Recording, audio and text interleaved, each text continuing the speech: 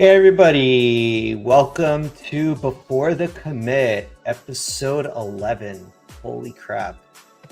This week we're going to be talking about Agent Kit, this new supposed N8N killer from OpenAI. We'll also be talking about LLM side channel attacks. We briefly touched on this last episode in the Killam chain, and of course we'll hit news or noise.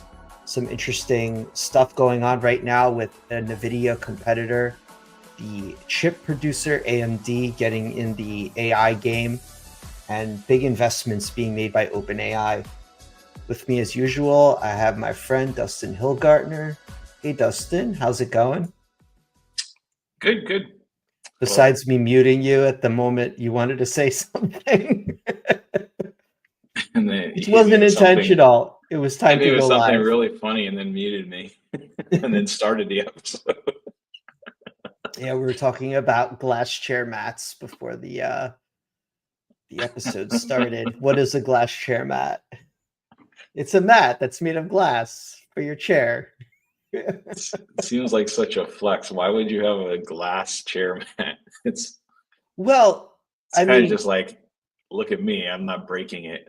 And then you're rolling yeah. around on rollerblade wheels.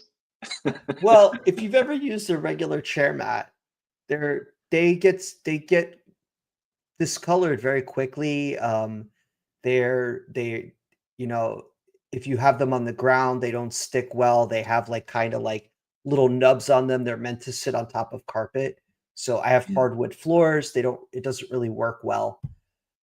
So yeah, glass chair mat is a tempered piece of glass that you can put your chair on. And yes, I have a chair with rollerblade wheels on them, because the stock wheels that come with most chairs are just, they're caster wheels and they make weird sounds. They're very loud. So like moving in my chair right now on the glass chair mat, you can't hear anything. That's awesome. Yeah. So yeah, get yourself a chair. You can go on Amazon, you can buy rollerblade wheels, aftermarket wheels for your chair, and get yourself a glass chair mat. And if somebody that sells rollerblade wheels or glass chair mats wants to sponsor this podcast, hit us up. Hit us up in the chat.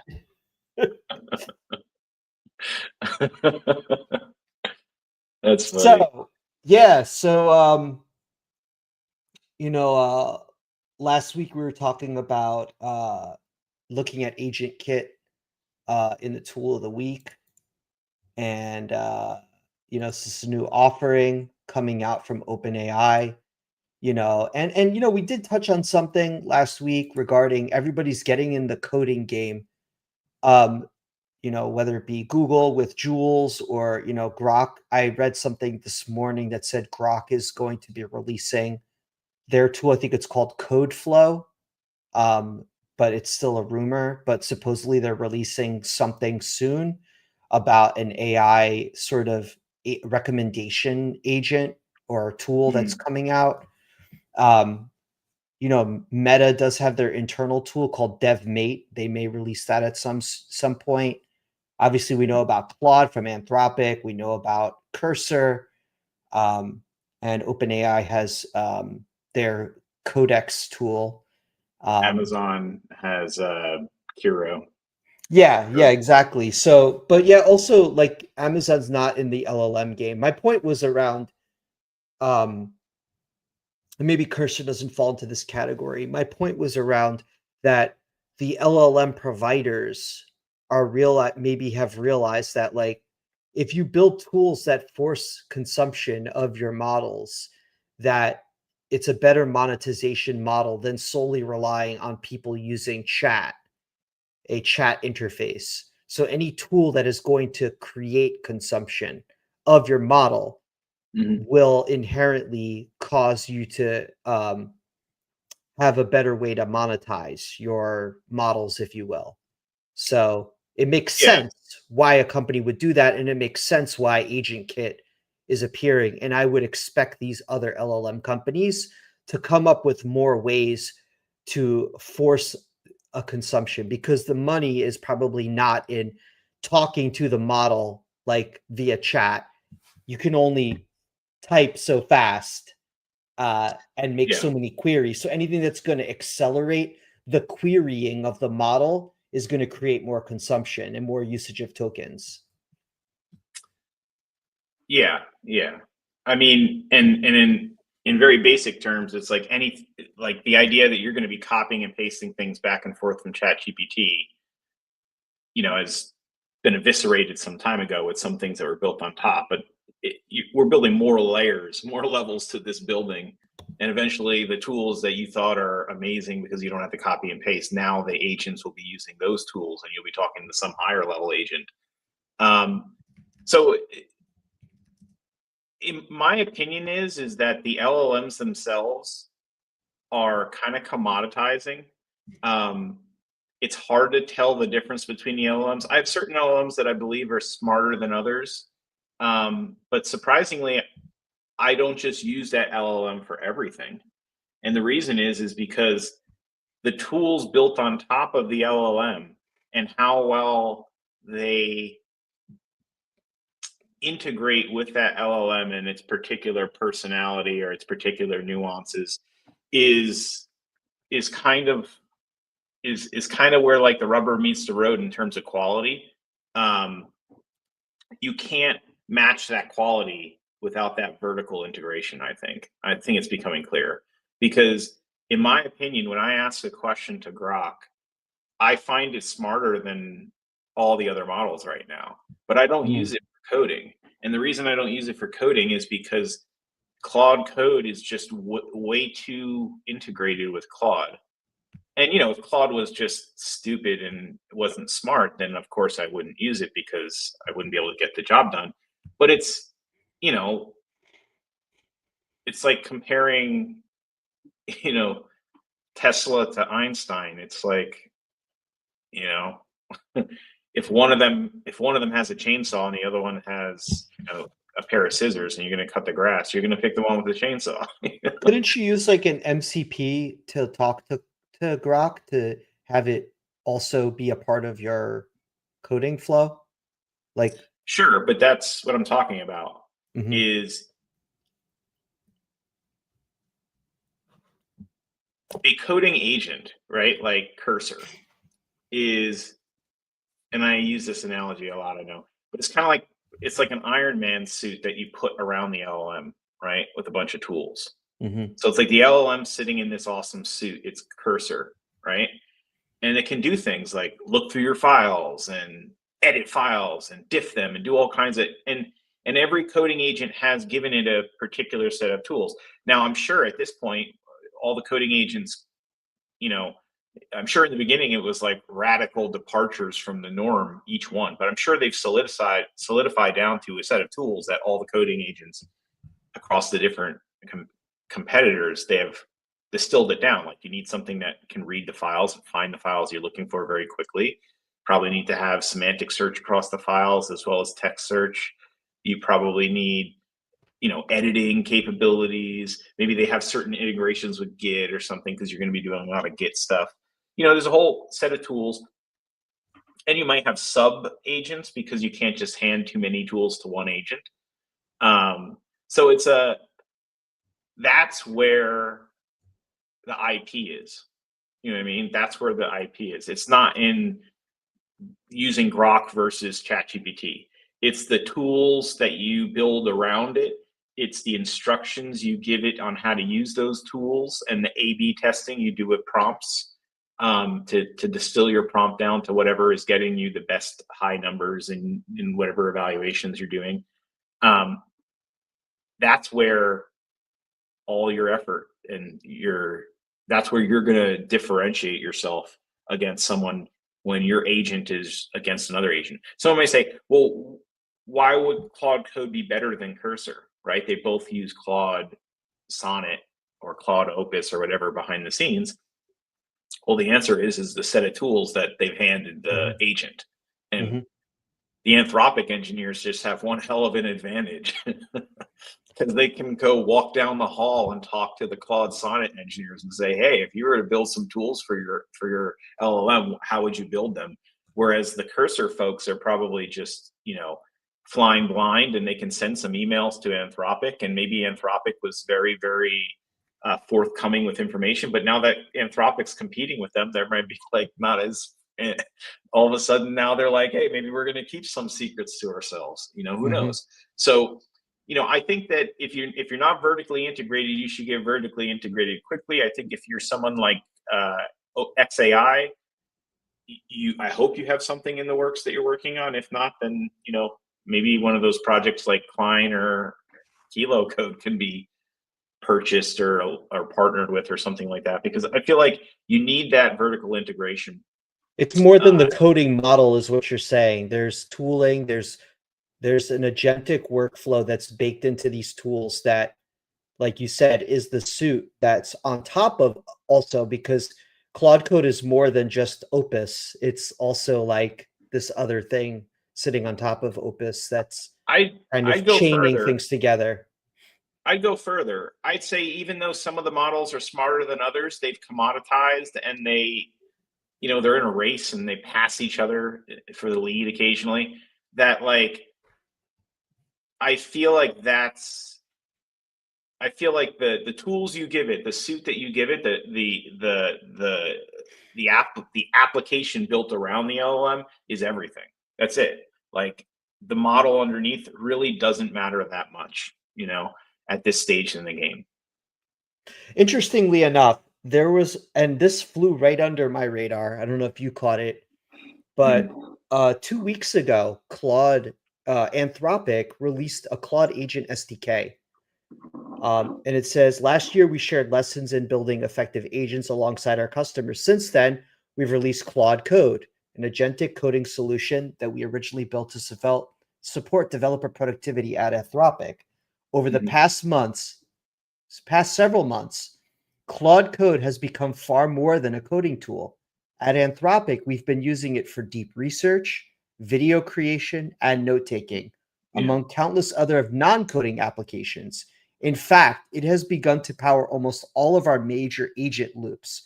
In other words, the agent harnesses the power the Claude Code SDK can power many other types of agents too. To reflect this broader vision, we're renaming Claude Code SDK to the Claude Agent SDK. And it goes on and on to explain that. So I think it's smart because they're right. We've been using it that way for quite some time too. I use Claude Code to write documents. I use Cursor to write documents before Claude Code, because you want to write documents and sometimes you want to do what I would call cross-cutting changes. It reminds me of remember aspect-oriented programming where you could do wow, I could write one line and it affects everything, right? Yeah. I think I'm naming it. It was aspect-oriented. Yeah, no, you're right. It's AOP. It was like it feels like that. Like sometimes you want to do that with your document. You want to say hey, no, go through the whole thing, but have a slightly different take on how you're doing this angle, and it rewrites your entire document. When you do that in Google Docs, you're sitting there trying to figure out what the difference was. I wish it would just give me that Git view where I could see the diffs real quick. And that's why I end up using Cursor or Claude or something with a nice diff. It's really Cursor, the IDE that gives me, or VS Code that gives me the diff. I wish Google Docs had that, right? I want to give instructions to the LLM to make some sort of edits, whether very scalpel-like or cross-cutting or crazy, who knows? And I want to see the edits that it made and then be able to approve them. But you can't do that with Google Docs, which is a failing. And honestly, I know we're off topic because we should be talking about agent. Yeah, it's fine. Yeah. But I'm really kind of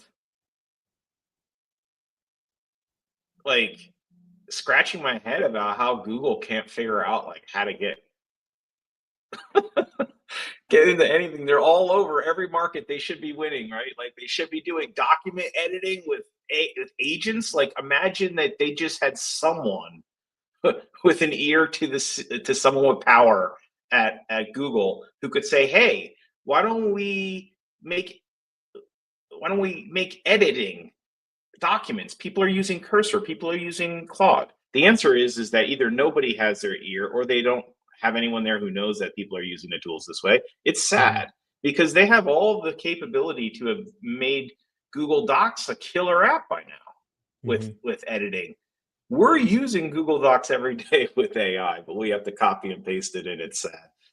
And the integration they have with Gemini, maybe it's getting there, and maybe someone will ping us and say, hey, you can do that right now, but they just haven't delivered it in a way that you can do some stuff in with Gemini. I mean, like the same with Word, you can pop open Copilot and you can have it assist you. But what I was thinking was more about like the IDE. Like I want something more like Cursor where I can, you know, do more. I think just the mindset of like word processing, like writing documents, and I think you might be ahead of the curve. In like as an engineer, we write like documents differently than most people write documents. Like they're used to opening Google Docs, and you could certainly like go into Gemini if you have a Gemini Pro account, and you can pop open the Gemini tab and you can say, okay, I want to start writing a document. Yeah, I don't write Microsoft, documents sequentially anymore. I write them yeah, more like how you would do Snapchat filters. I apply filters to my documents, yeah, um, or I drag nets through the document until I get it to where I want it to be. yeah. So By the anyway, way, I'm on let's. the latest version of Chrome now, and there's in the top right corner a Gemini button. But it's not really what I thought it might be, which is, more assisted browsing.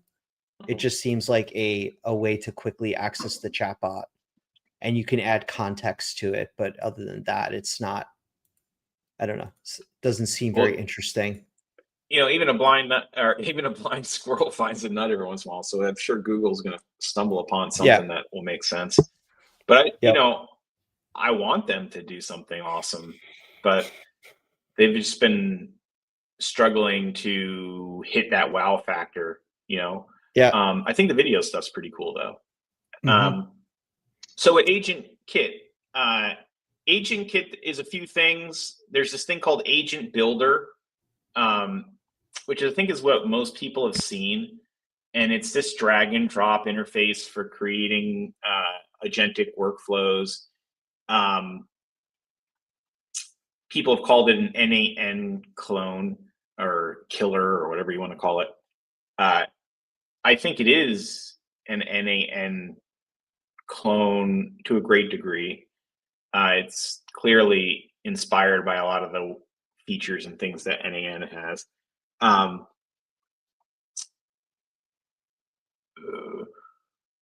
It has, what was I going to say? It's maybe a little bit more mature in like a few small ways, like enterprise-ish type ways, and then less mature in other ways that like I feel like make it immature in terms of what you could really do with it right now. But I feel like they're easy fixes. Like the interesting thing is like there's not really many. The moats are so much smaller nowadays. Like companies can really just use AI to just develop your moat right out from underneath you. Like I'm sure NAN is a little bit surprised that this just appeared overnight. I wonder if they had any sort of. They're like, wait, 80% of our app was just developed by a major competitor overnight. Like that's pretty huge.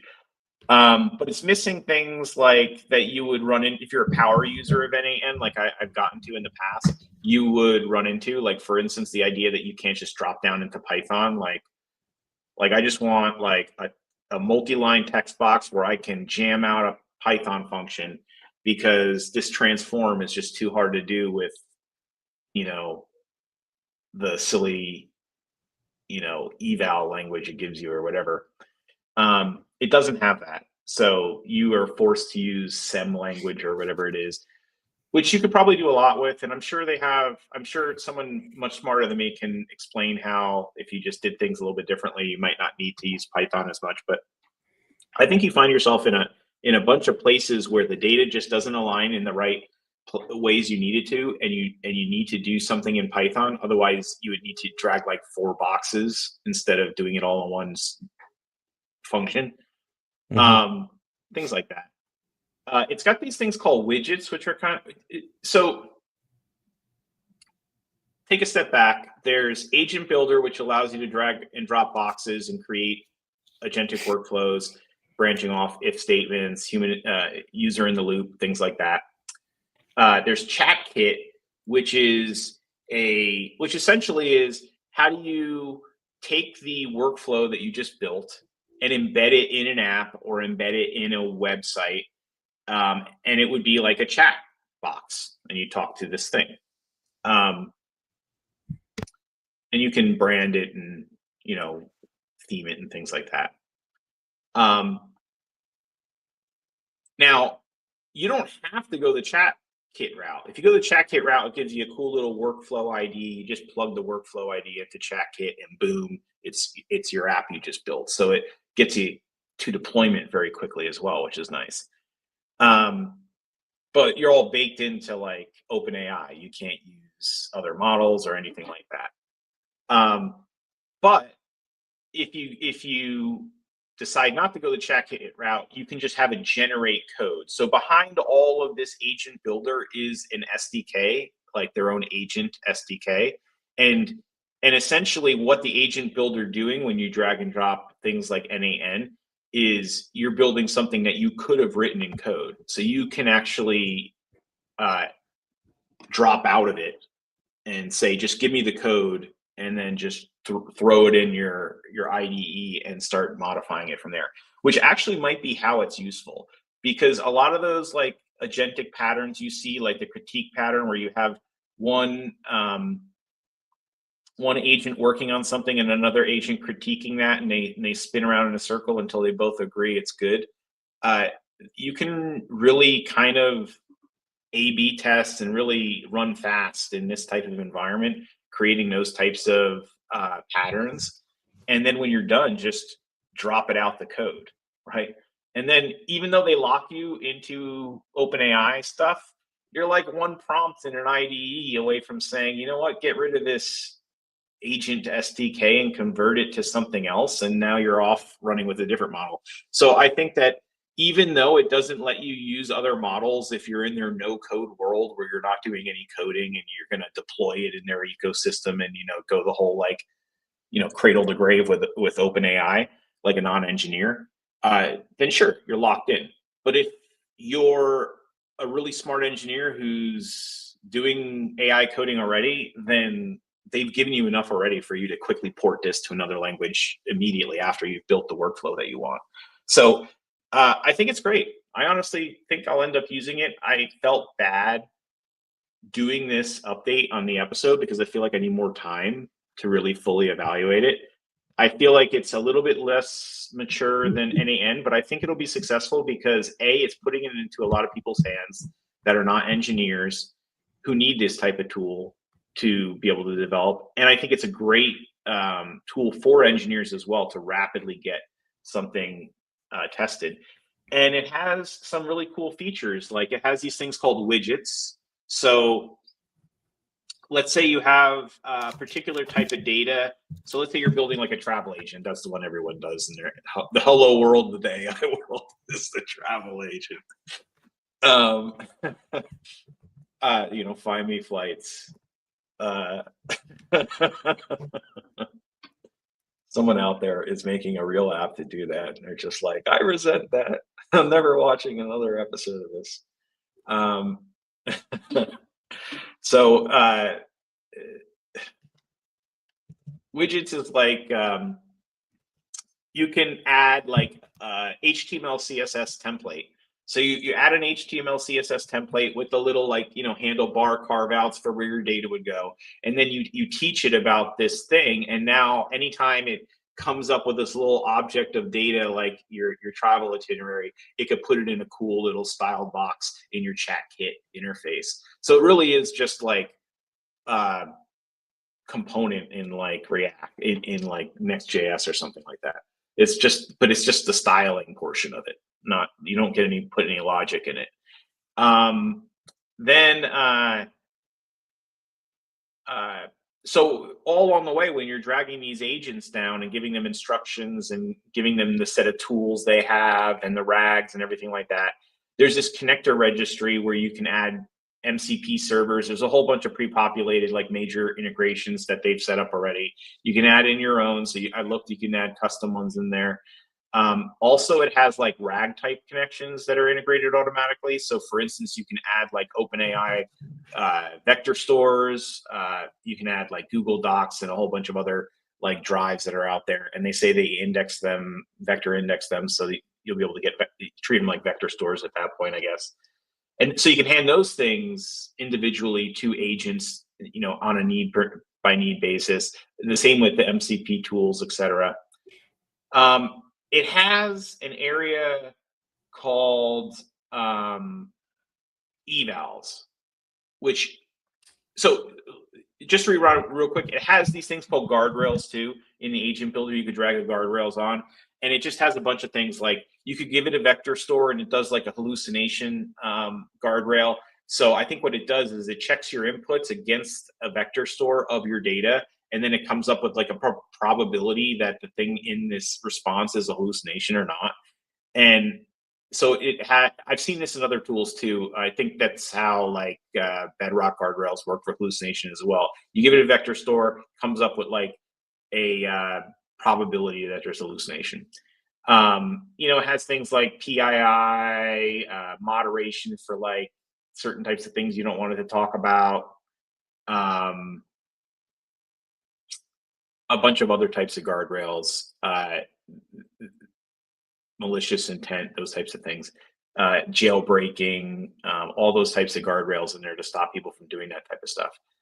I already mentioned human in a loop, so you could have the user have to approve something before it takes action. And then the last thing is evals, evaluations. So you could build these evaluation criteria in. So it's basically like you're building variables that you want to track across a number of runs. And then that's how you can kind of like see if what you're doing is making improvements or not. And you'll say, well, what are you doing? And well, one of the things you could do in this that I thought was really cool, and I haven't seen anywhere else, and please, someone out there, if you have a tool out there that does this, mention it because I'll take a look. But like prompt A/B testing really well. Like it looks like this might do it pretty well, where you can have a number of different prompts for an agent, and then you can put it in the evals. You can see like which it'll like A, B, C, D, E, F, the prompts you put in. And over time in your eval section, you'll start to see, oh, these prompts work way better than these other prompts. And I feel like it said it does something like dynamically changes your prompts, but I don't know what that means just yet. So I need to dig into it a little bit deeper. Yeah, so a couple of things. So does Agent Kit lock you into using the OpenAI models? Can you use other models besides ChatGPT, or say if I wanted to use Grok or Opus? So if you're locked into their no code, right? So you're like you built something in Agent Builder and then you're going to deploy it in ChatKit. It does not appear that there's any way to get it out, because like when you're down at the code level for how it's like implementing ChatKit, it's got an enum of models, and if you look through that enum, it's only OpenAI models. It does not appear that you can go outside of that enum. Maybe that's going to be changed. I'm not sure. But when you drop down into code level, it's a little bit unclear, because I see it creating an OpenAI object, kind of similar to how, like, if you're using LangChain, you'd create the OpenAI implementation of the LangChain object, the connector object, etc. So I'm not sure if someone else might subclass, drop in there and implement another version of it for others, and the open source community just implements that interface for all the other ones, and then boom, it works. So I'm not sure if like ultimately you'll get that, but like I said, it hands you all the code, right? At the end. written in their agent SDK. And just from that, you could port it to LangChain or something else using, Claude code or something. you know. So with ChatKit, I haven't looked at it, but is it akin to like Open Web UI?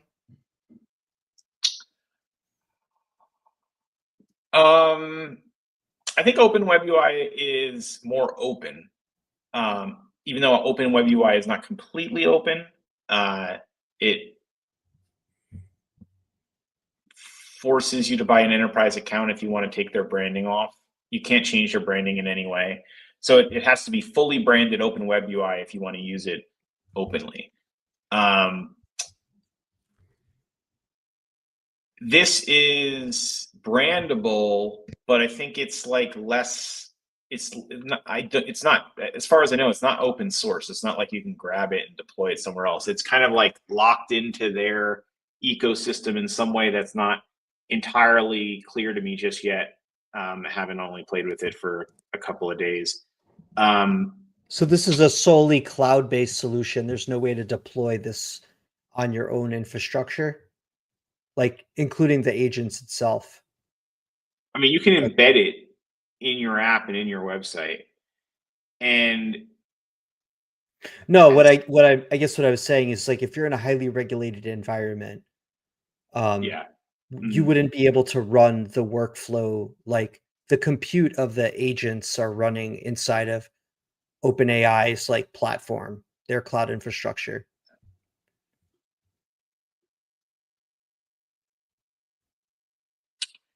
Yes.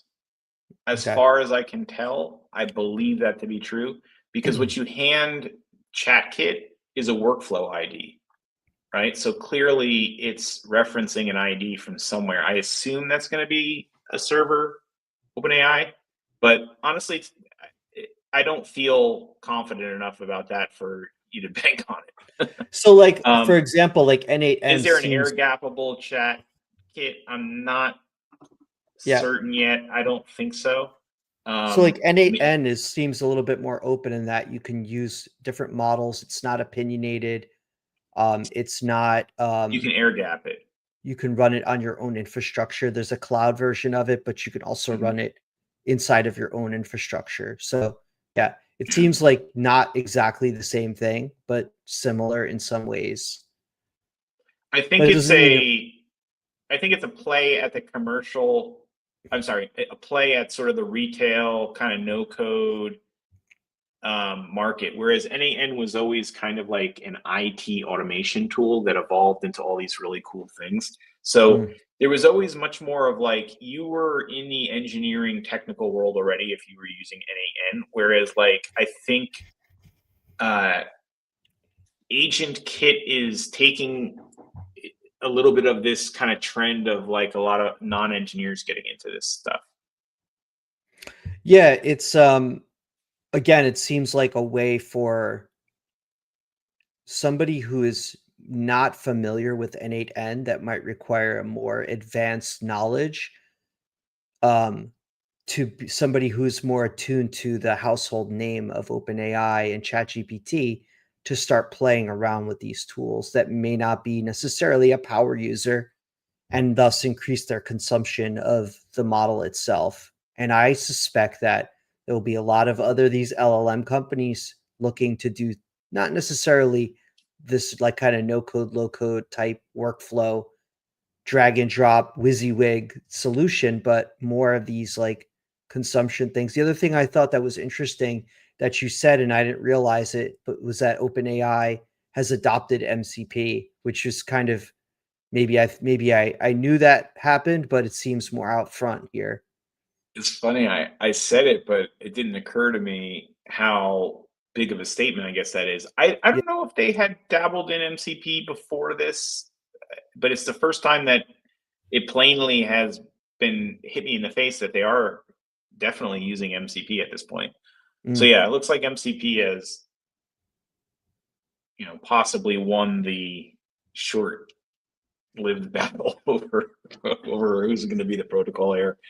Um, yeah, Yeah, it would be interesting to see if Grok and also Gemini. I know Gemini has its own backend integration connectors with, its various tools like Google Drive and Google Docs. And, I think the problem with Google is that they're not an LLM company. Like, no, first and foremost, they have made so many investments into other technologies that it's hard for them to become open. It's almost like they're the new Microsoft, like, so, no, Microsoft is not in the LLM game. They've partnered with OpenAI and they've enriched their products. Whereas like no, Gemini is their own LLM and then trying to integrate into their ecosystem of stuff when you have all these other things. And for a company like OpenAI or X, they don't necessarily have the same stake. Like they're not necessarily worried about losing traction in their other offerings like Google Workspace or Google Cloud or all this entire ecosystem they've created that, you know, would yeah. prevent them from being more open. It's funny seeing Um, how this plays out because you start to see like, you know, how small companies do have like there are periods of time where small companies have huge advantages, right? mm, Like this is a period of time where like it's very precarious to be a big company because things are changing and you don't know how much of your whole company or stack is obsolete. You know what I mm, mean? And mm. you're trying to figure that out. And depending on how much of it is obsolete, it could be an existential threat, you know? Um, so it's kind of like, all of the walls, all of the moat, everything you've ever built gets like uh aspect oriented programmed out from underneath you. Mm. It's like there's no amount of moat that you could build that can't be hit by one of these paradigm shifts, right? Because it hits you in a cross-cutting way that you can't predict. You know, it's like I built all the walls, but then airplanes were invented. Um, Yeah, so they yeah, just fly right over them like they're not even there. yeah.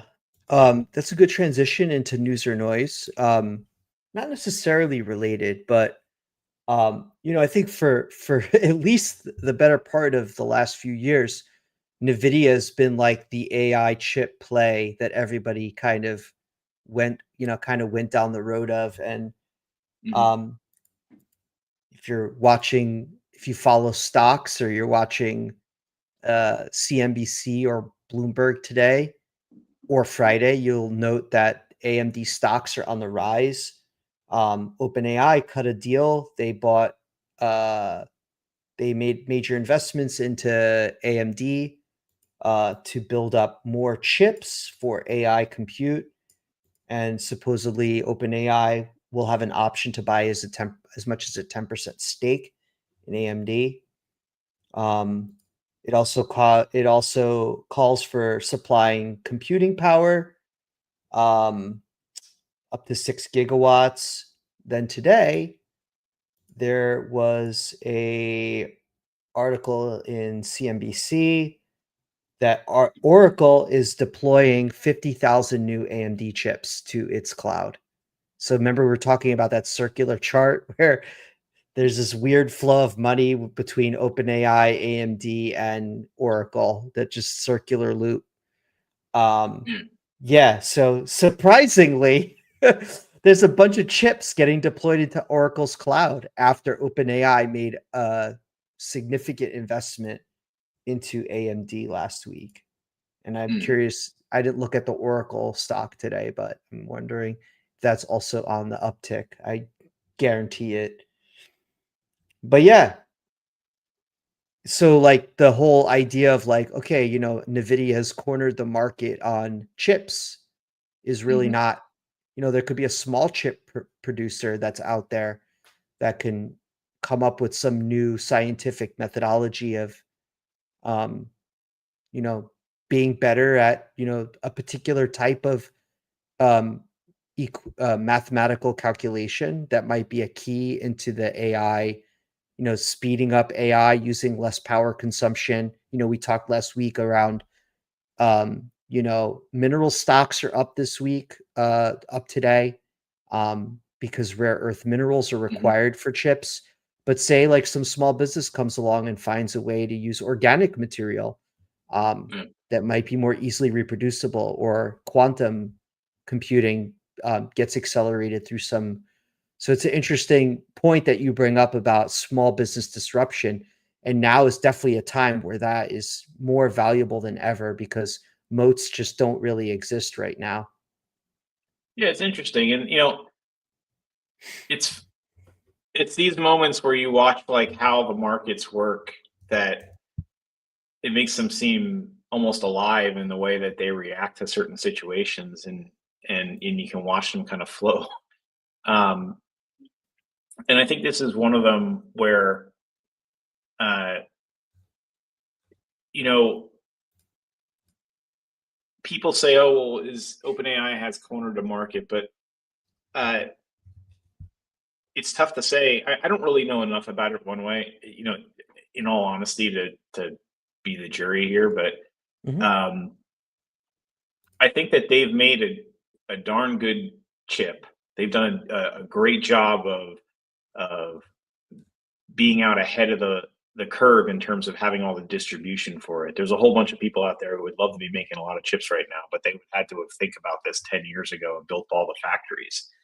Um, I don't know. I don't think that they have like this advantage or this like they're stopping other people from coming up. Like I think if you were like a chip maker right now and you had a better chip and you could make it, like there'd be people handing you money. Go make it. Go make it. This is the best time to make chips. So I think that it's just a moment where Nvidia has just made a bunch of bets that were great bets, and I think others will catch up. There's certainly a lot of competitors, and this is how to get back what I was talking about, how like it's like a living, breathing animal in the market. These things almost, people were saying that if you restrict chips from going to China, right? That you are going to create a chip maker in China, right? That's what happens. Is one of the arguments for letting a generation or two off from the latest of NVIDIA chips go out to China is it kind of keeps them dependent on our chips, but they're always like a generation behind us. Whereas if you just said you can't have any of our chips, they would just go on like a Manhattan project to go create their own chip maker. And sure, you'd hurt them in the short term, but in the long run, you'd have a major competitor in chip making now. It wouldn't be a problem for them anymore. And on the opposite side of things, one of the reasons why the rare earths are going up is because China has just announced, and I don't even know if this is targeted directly at the United States, the whole world, that they're going to be pulling back on rare earths for Mhm. anyone. Mhm. And I think some of the European countries have retaliated already, um, and we've retaliated, I think, with some tariffs back at them or something like that. So the argument is well, if they do that with rare earths, what's going to happen is that yeah, the United States is going to have to go around the world and make some deals with some countries to get the rare earth to fill the hole that they have, but they're also going to be trying to create their own rare earth capability so this doesn't happen anymore. So Yes. it could end up bite China in the butt in a similar way to how I was talking about with the chips and us, not putting out certain chips to China. Yeah, interestingly enough, there was also an article today in the Wall Street Journal, or was it yesterday rather, announcing that OpenAI is doing a deal with Broadcom, a Chinese-based company, to develop chips, which I thought Mm-hmm. is very interesting that, um,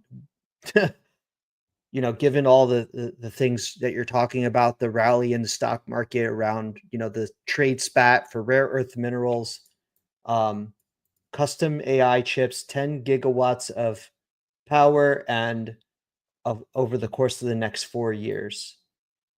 So basically, it's like OpenAI wants their own GPUs, and they're contracting OpenAI to build them. I mean, Broadcom to build them. Mm-hmm. So, and Broadcom shares are apparently up 10% today. Yeah. So It's yeah, vertical very integration the interesting. entire way, you know? Yeah. Like one of the advantages that XAI has and Google has their own, what are they called? TPUs.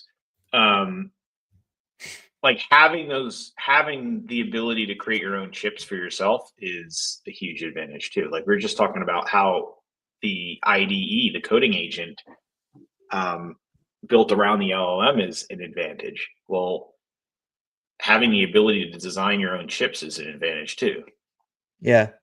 It might be fun, like one episode to just dig into the supply chain around AI. Like what the constraints are, like what minerals are required and like what the plan is like for the United States, for example, to deal with all of the realities of, you know, resource constraint. Yeah, I'm gonna need some time to work on No, that. I'll do it. I'll do it. I'll do some Yeah. research. I mean, maybe it's just something we periodically cover, something, maybe it's a segment where we No, cover I think we should. the I AI think we should supply dig into chain. it. Yeah. I'm just humbling myself to think that I can rattle off the answers to those No, no, questions. no, no, no, I need no. some I meant time to. for the future, not today, not today. Okay, good. Um, so so another thing in the news today was new California law. It's the Yeah. first one in the US. It went into law yesterday, and it is the first in nation AI chatbot safeguard. I mean, to sum it up, the idea is that the AI needs to let you know that it's AI. Like there needs to be a disclaimer, it needs to be prominent. And, we've talked about it here about, a young person that built a relationship with a robot, with an AI chatbot, and ultimately committed suicide. And so this is a preventative nature, um, and essentially to protect children. I mean, it could be adults too. I mean, there's it's not just an age thing, it could be a mental health thing, for example. Mm. So yeah. Yeah, I hadn't heard. I had heard that they were debating this, and I hadn't heard that it was passed. Well, And there I is a don't know s- what. there. Yeah, go ahead. I didn't hear what the final text was, but one of the criticisms that I had heard, which I'm not sure is a fair take or not, because I'm not sure if this is in the final bill or not, was that because this says chatbot, right? The chatbot has to tell you that it's Hmm. AI, which Hmm. I agree with. That makes a lot of sense. I would even say that maybe even like certain other types of things that are created by AI maybe need to have um, a disclaimer of some sort, right? Like a video, so that people don't think it's like a real news event or something. Um, but I heard someone criticize somewhere that was saying that like it was more than that. Like sometimes these laws like they go a little bit too far and they have to be like kind of tweaked a year after just to make um, fine tune some of the details at the court level because someone was saying that like this might force like any derivative of AI everywhere down the stack. Like if you used like AI to write a legal document that you might have to like, so it became like they might become a regulatory albatross on small businesses Hmm. where they might have to go like, wait a second, where did we like if I wrote some lines of code with AI, do I now have to have this somewhere in my product disclaimer? It's like it it was a little bit people are unsure about how far it went. Yeah, Um, but I it's a do little bit agree with like derivative classification, where you need to cite. Well, you don't cite things, but yeah.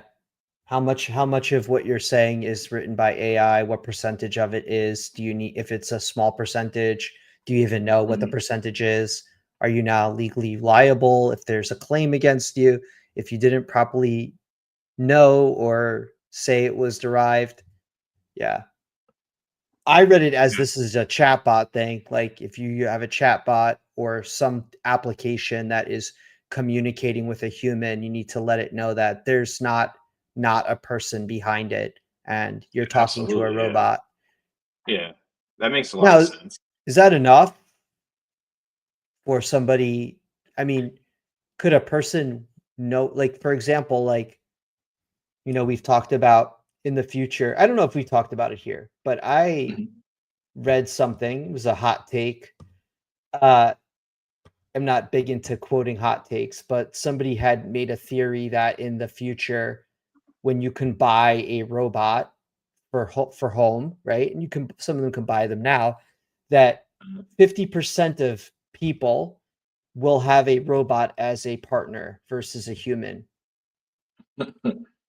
50%. 50% of people will choose a robot over a human as a partner, a romantic partner, or a life partner. And so, you know, if things don't go your way, like it's a robot. So like there's probably, I don't know, maybe people know that they're talking to a robot and still get bad advice, or you know the robot is not romantically involved the way you want it to be with you, or it chooses to have a different mindset. I don't know. With AGI, I mean, I think all these things are possible. Like, I don't know that this is enough. I don't know that a disclaimer, maybe the disclaimer is like the CYA of this situation. And I Yeah. don't know that this is like the thing that fixes, you know, I mean, these are difficult questions because people don't even agree on the that's goal. why I'm asking you because it's difficult. Yeah, like people, and then they get angry, and then Yeah. they come after you. But they don't. People don't even agree on the goal, right? Some people say, "Well, the goal is, you know."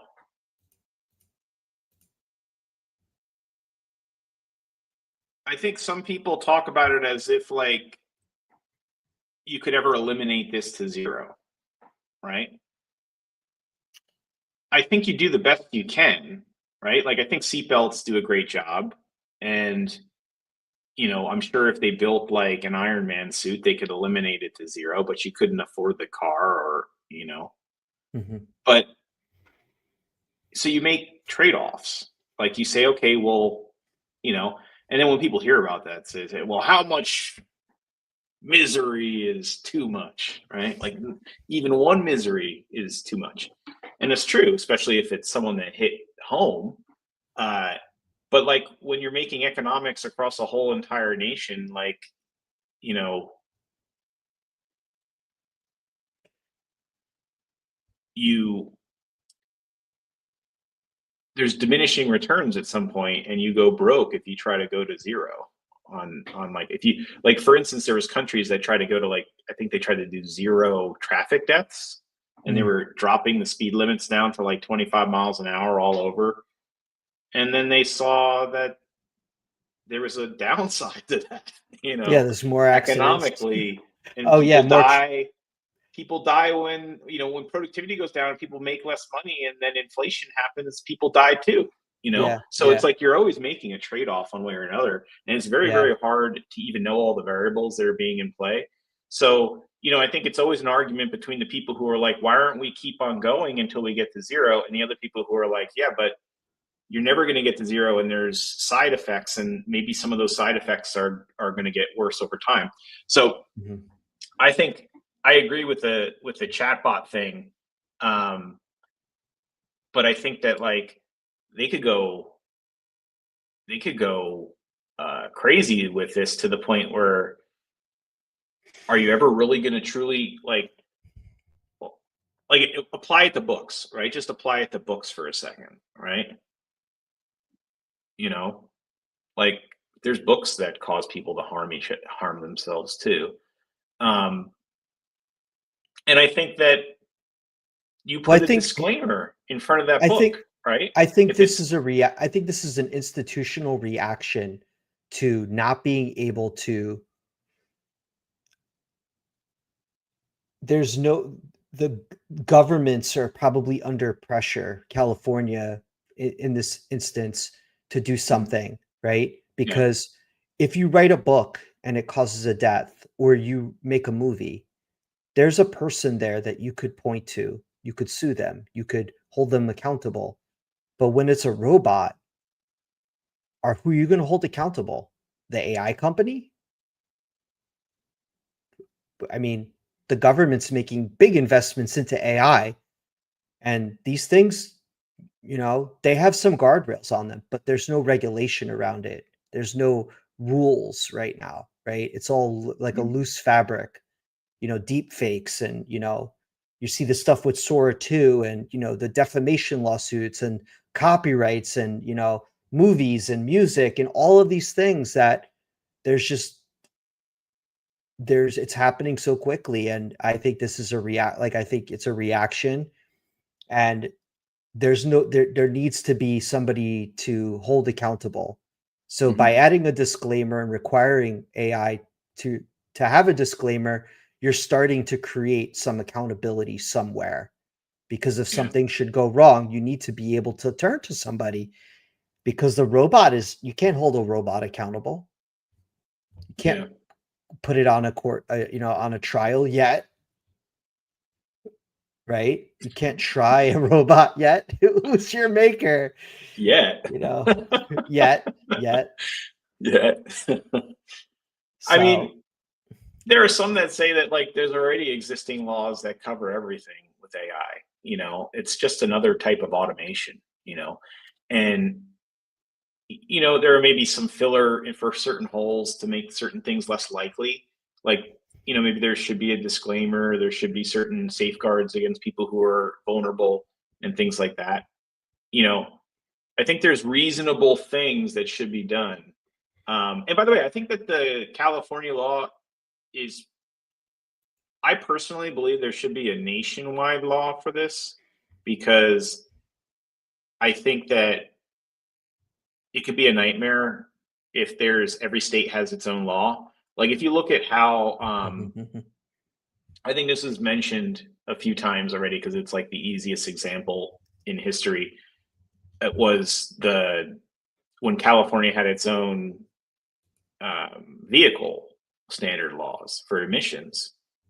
You know, it created a lot of challenges. Like there was always like little asterisks next to everything when it came to vehicles, because it was like except California, or in California you have to buy this version or something, you know? yeah. Well, there still is no nationwide breach law, Mhm. and there still is no nationwide rule like GDPR. California, Nevada, a couple other states implemented one. Yeah. So you see this common in computing, where there isn't a I mean, to me it's crazy that there still isn't a nationwide breach notification law, whether it's Mhm. PHI or even a small business that holds, some kind of data privacy things. Anyway, Mhm. we'll get into the next sort of topic, which is this article that talks about a robot tax. Since we're talking about robots, there's um, a proposal. Again, this has not happened yet, but the theory is that AI and automation could eliminate 100 million jobs in the US in the next decade. Mhm. A report that is supposed to be released by Senate Democrats. Maybe it was today it was released, or yesterday. Yesterday. I didn't actually see if the report was out. But yeah, it could be jobs like such as fast food, accounting, and trucking positions could be replaced by robots over the course of the next 10 years. Um, so the idea is that if you tax companies that choose to do robots, that I don't know, it creates some kind of offset, or it's some deterrent. against replacing robots faster, people with robots faster. But also the other side of it is Republicans arguing that if you regulate it too much, it could give countries like China and Russia an advantage, and thus, slowing down the speed in which AI adoption could occur and create efficiencies.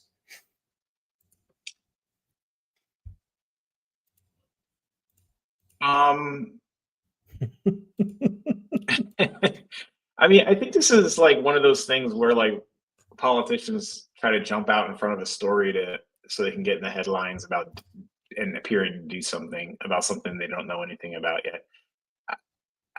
I mean, maybe I'm just old, but I'm been keeping up on the news or something. But I didn't even think they established that jobs are being lost by AI, right? Like, don't you think you should establish that first?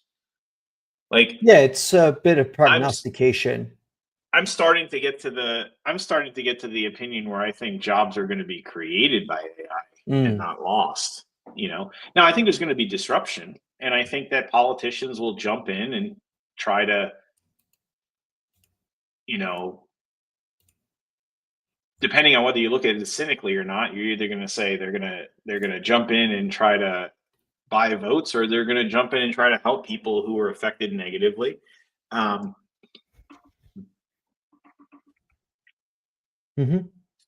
maybe they should help out the people, have a safety net or some sort of thing that helps out the people that are displaced, depending on how many people are displaced.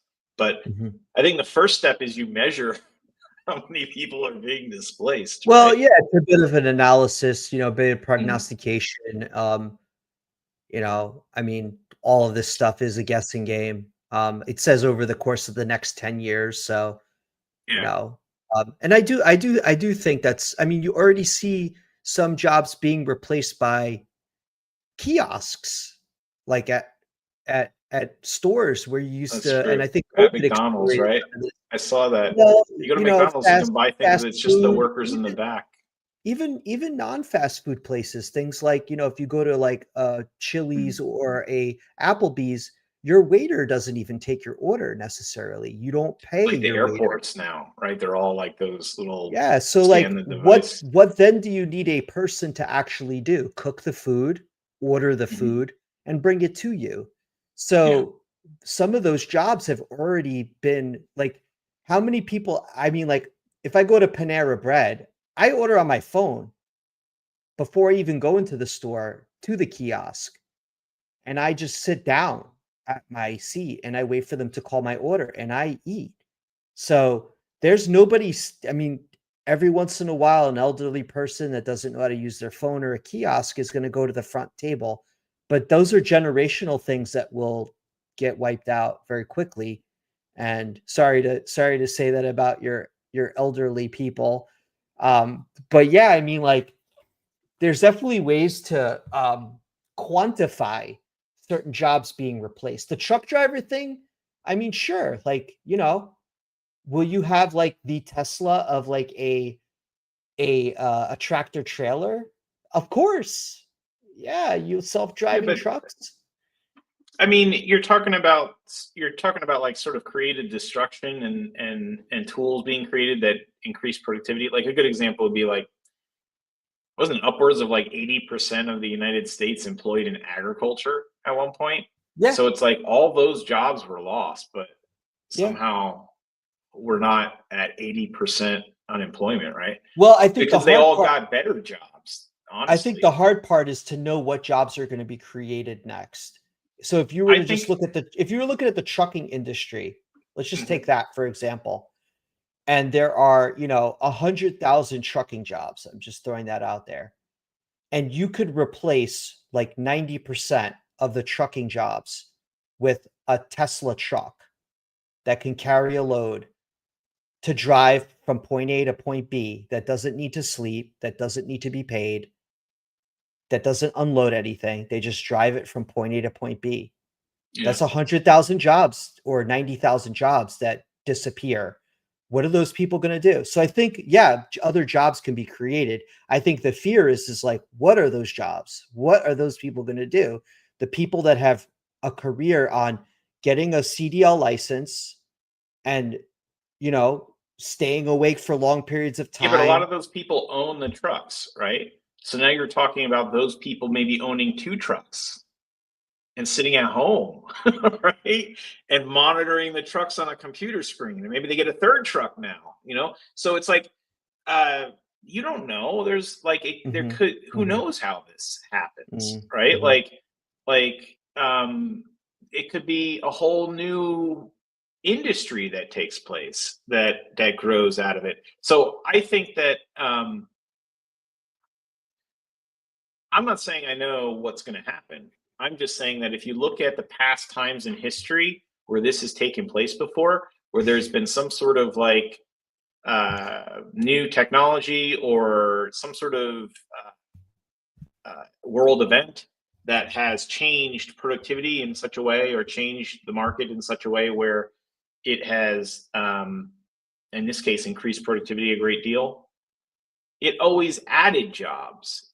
Now it does disrupt things during a period of time. There are going to be people who quote unquote lose their job over time. Their job either is going to be phased out over time. Uh, Maybe they'll be replaced outright by a robot. I'm sure that hypothetical is going to happen, but the net amount of jobs and the amount of money that those, or the amount of value, let's just say the amount of value that those jobs are creating will be bigger because of the productivity increases. So hypothetically, the wages would increase too, um, assuming that the value that you're bringing as an employee, you can capture a certain percentage of it, and somehow you don't Yep. capture less and less and less of it over time, then hypothetically your wage would go up if your productivity increases. Yeah, just for some factual numbers, there's 3.6 million trucking jobs in the US. It's Hmm. expected that there's a shortfall of actually truck drivers right now. So Yeah. perhaps in the short term, AI could help fill some of those jobs, um, whatever it might be. So before we go, let's jump into the kill 'em chain. We'll talk about LLM side channel attacks. Um, so the idea behind a side channel attack, I mean, if you're familiar with what a side channel attack is, the general premise is like if you can't go through the front door, you go through the side door. The first I ever heard of a side channel attack was regarding Intel processor chips, where you could actually you could you could write a special program that would allow you to read something on the chip itself, a processing, a memory cache, right? It's taking Hmm. advantage of caching on the CPU, and you could sniff other memory pointers and leak data out. And a lot of this stuff was patched. There was a number of Intel side channel attacks in the late 2000s. I forget what they were all called, but yeah, there was a bunch of them that came out. Spectre, Downfall, Meltdown. These were very kind of scary things that happened when they came out, and the only mitigation was to kind of layer in a patch, a firmware patch on top of your CPU, Hmm. which would obviously be very difficult for a lot of back then there weren't a lot of Amazon data centers. People were hosting their own infrastructure back then. But yeah, I mean, a lot of these attacks have to do with, you know, a carefully crafted prompt along with timing. So knowing when something may have been inserted. And then they take advantage of things like weak input validation, LLMs that reveal too much through their outputs, an over reliance on context, um, and then things like taking advantage of memory or of caching, and being able to kind of peek into things that you didn't say that other people may have said or how other people may be interacting with an LLM or an agent even. Yeah.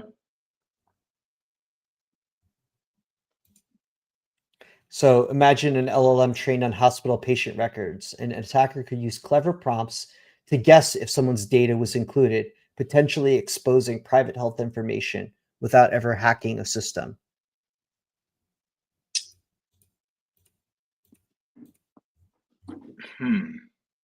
Trying to think of like what a really illustrative example would be.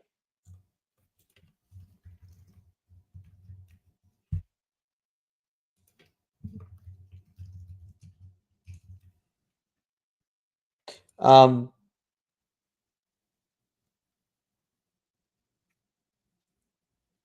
yeah, there's been a bunch of research papers on this, different types of attacks.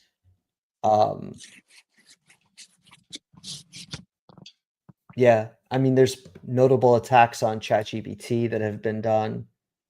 There was one on Claude Code where people were able to leak out code snippets from other people.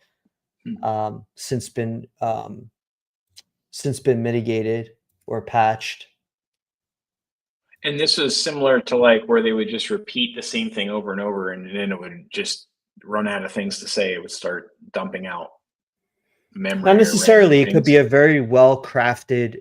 I mean, the simplest example could be a very weak LLM. For Mhm. example, say you stood up your own without any guardrails, without the proper training. Why's my And LLM weak? what? I Sorry, what said, did you say? why'd you have to say I set up my own and it was weak? No, no, I'm just saying, say you have a weak LLM and you Yeah. go and start talking to it, say, hey, has anybody else talked to you today? What did they say? That's the Mhm. simplest example of how you could craft a prompt. One that has guardrails would say, Mhm. I can't do that. But then you could start coercing it. So, like, with these LLMs, you can coerce it to do things. Like, for example, a LLM may not allow you to generate an image that might depict something that it's not allowed to do. Mhm. But I have been able to coerce an LLM to do it through a series of prompts and just saying, well, that's not really what I meant. I would like you to do that. Or in some cases, you could say, listen, you're my friend, you're my buddy. I won't tell anybody. And you can coerce these things sometimes if they don't have the proper guardrails into doing something. Where the danger is if it's a shared LLM with things like memory and caching. The side channel attack is essentially you coercing, Yeah. through, because some of it's timing based, because memory and caching don't last forever. So you may not actually get anything interesting out of it. So some of it's timing. Yeah. I feel like these are, let's see how, and the mitigation would be, uh, let's see. Well, I guess what I'm saying is that are they saying that they think LLMs in general are weak?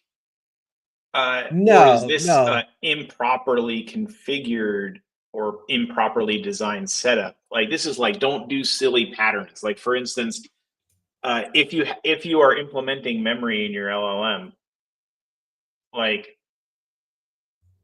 don't have threads being keyed in a way where they cross boundaries. Like in other words, like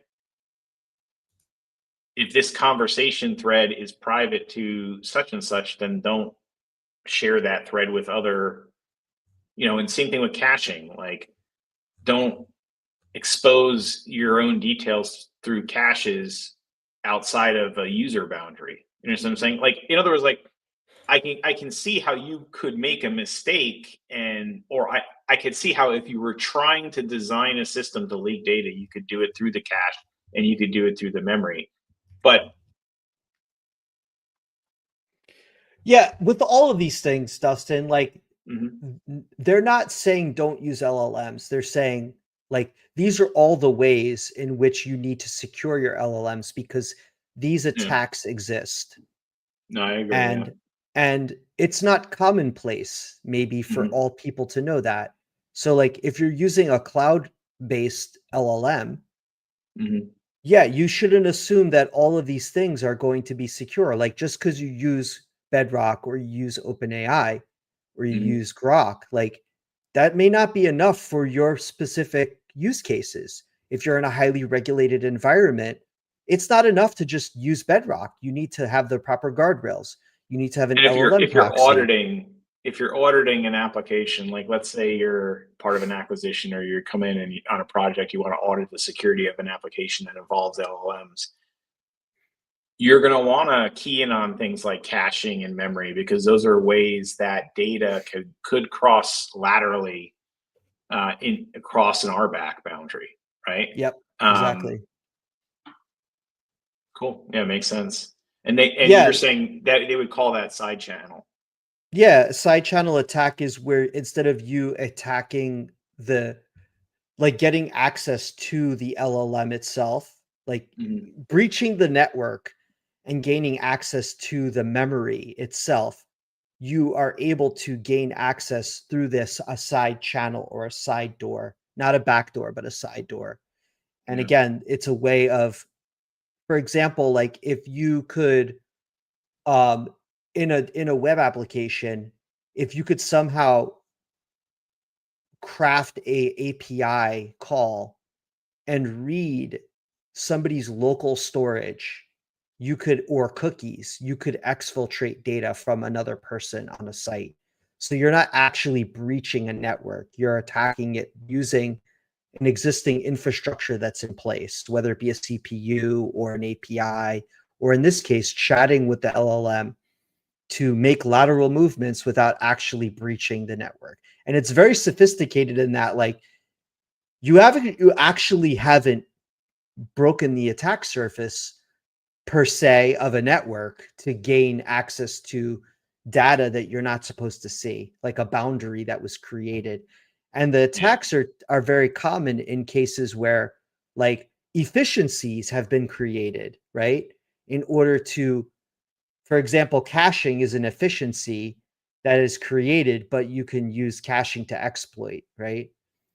The same way a shared hosting provider might use a single computer but share it across multiple tenants, there's risks associated with that. And so, depending upon what your business does or your organization does, um, you need to consider the threat profile and do you actually need do you need your own LLM?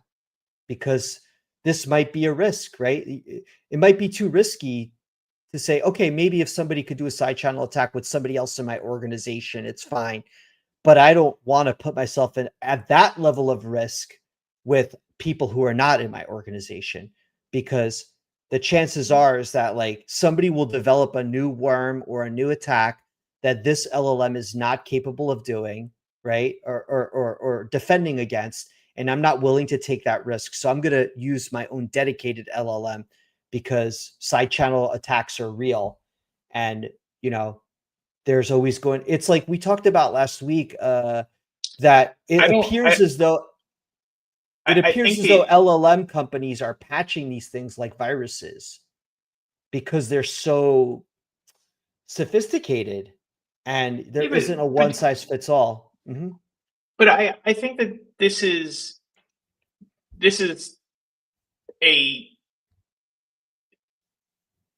this is definitely like let's say something that an LLM would have to secure against because they're doing caching and things like that internally to try to save their own Mhm. costs.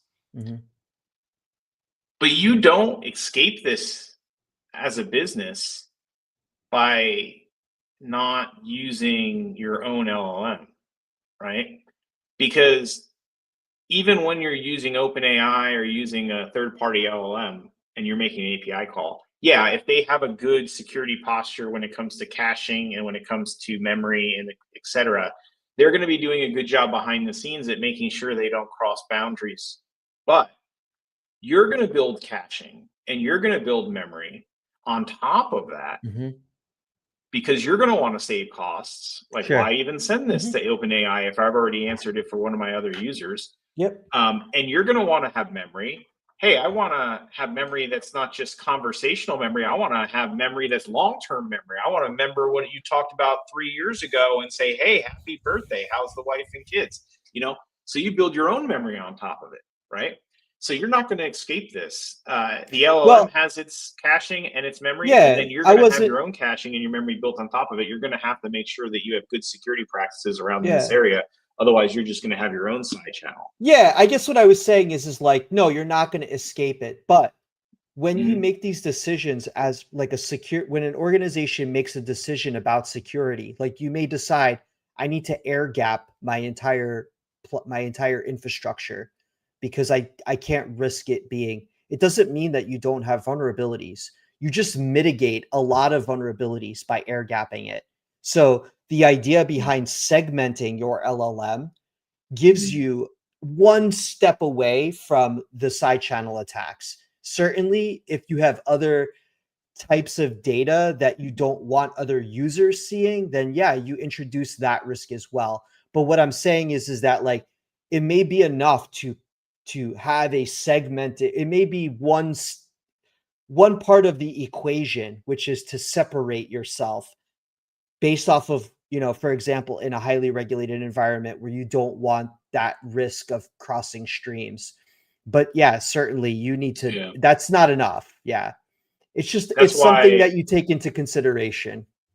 Yeah. That's one of the benefits of using, or well, I shouldn't say one of the benefits. I should say that's why there's a physical separation in, like, let's say the Gov cloud.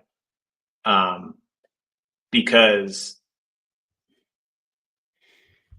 I mean, amongst other reasons, but I assume one of the reasons was that the government wanted to eliminate the idea that a side channel attack could happen within Amazon Bedrock, and government details were leaked out to in a private account, a public account, a commercial account. And I'm sure Amazon said, hey, don't worry, we got it covered. We're doing caching and everything properly. But the government was like, we don't care. We want to eliminate the possibility from ever happening, and that's why they have a little separation, I think. And I suspect that some government customers may actually, and we talked about this briefly, that some government customers may actually want their own dedicated LLM to further segment. So I'm in GovCloud and I also want a dedicated host, and I'll pay extra for it because of this additional need for data sovereignty. So yeah, and there's other, there's tons of papers about side channel attacks. Cloudflare has one. But yeah, I mean, this has been great. Next week, I don't even know. Maybe we need to do another agent kit and just keep going a little further. I'm really curious about this Claude Code SDK or Claude Agent SDK. And maybe that's something that Claude uses behind the scenes. I'm not sure. Of course, we'll have the Killam chain and we'll talk more about user noise. It's been great. See you next week. Take care, everyone.